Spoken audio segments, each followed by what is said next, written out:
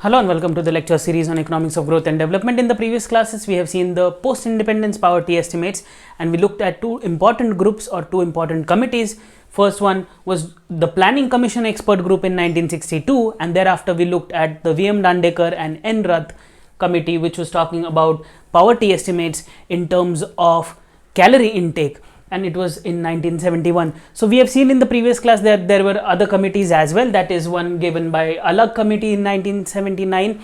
Thereafter we have the Lakdawala committee in 1993. Then we have the Tendulkar committee in 2009, and thereafter we have the Rangarajan committee or C. Rangarajan committee in 2012. So these are different committees which were looking at poverty estimates in the post-independence phase, and we have covered the first two, that is Planning Commission Expert Group in the previous class, as well as V.M. Dandekar and N. Rath's estimates of poverty in the previous class. In today's class, I will be talking about the latter, that is Alag Committee of 1979 and the Lakdawala Committee of 1993. So let us look at what the Alag Committee has in store for us.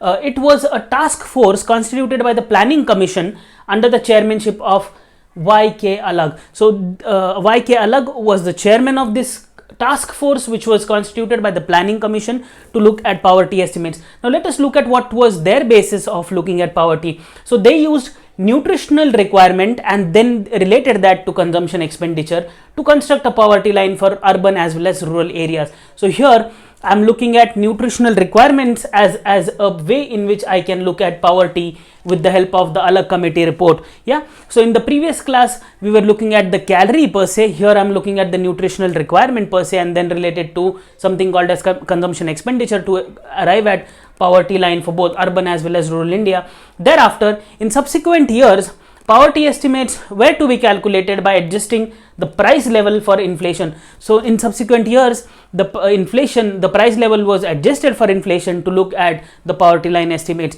So this is how you can, on a very comprehensive scale or on a very brief scale, you can look at the Alag committee task force, which was constituted by the Planning Commission in 1979 to look at estimation of poverty in the Indian context, and they used something called as nutritional requirements, which is different from the one which was used by V.M. Dandekar, which talked about your calorie intake per se. Yeah, so this is how the Alag committee is different from the previous one. Let us now look at, I hope the idea of Alag committee is pretty much clear. Let us now move to the next important committee, which is chaired by Lakdawala, and this was again a task force, and it was chaired by D.T. Lakdawala, and it was based on the assumption that the basket for goods and services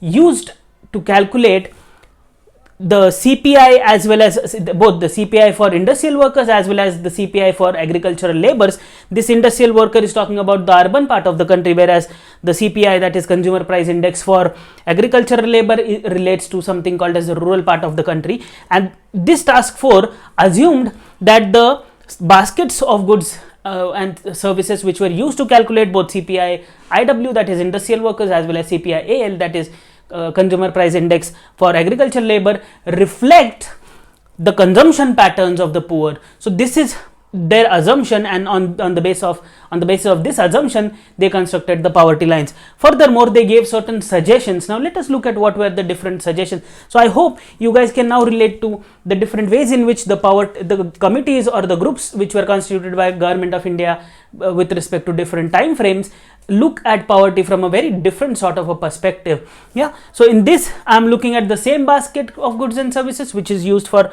CPI IW as well as CPI AL. CPI IW, that is consumer price index for industrial workers, is looking at the urban part of the country, whereas the consumer price index agriculture labor is looking at the rural part of the country, and the goods and services which are accounted for these baskets were considered to give a better reflect of the consumption patterns of the poor. This is what the Lakdawala committee assumed, and this is how they looked at poverty. They gave certain suggestions. Now let us look at, there were three different suggestions. The first is consumption expenditure should be calculated based on calorie consumption. Now again you see the similar sort of argument here which was seen in the V.M. Dandekar and N. Rath committee of the calorie intake sort of argument. Here again we see that consumption expenditure should be calculated based on the calorie consumption. Furthermore, state specific poverty lines should be constructed. Now this is again another important aspect, that is the Lakdawala committee said that there should be state specific poverty lines as well. And furthermore, they also recommended that or suggested that discontinuation of scaling poverty estimates based on the national account statistics. So they said that there should be a discontinuation of scaling poverty estimates based on the NAS data, that is national account statistic data. And this is how you look at the two again important committees with respect to post independence poverty estimation in the Indian context, that is the Alag committee of 1979 as well as the Lakdawala committee. So I hope now you can at least make a distinction between the four different committees which were constituted by Government of India to look at or to estimate poverty in the Indian context in post-independence phase. There are two again more important committees which were constituted in the later phase, that is one given by Tendulkar in 2002, pardon, and then we have the C. Rangarajan committee in 2012. So we'll look at that as well, and in the upcoming lectures I'll also give you a comparative sense or distinction between two of the most important committees, that is the Tendulkar committee as well as the C. Rangarajan committee. So please stay tuned. Thank you.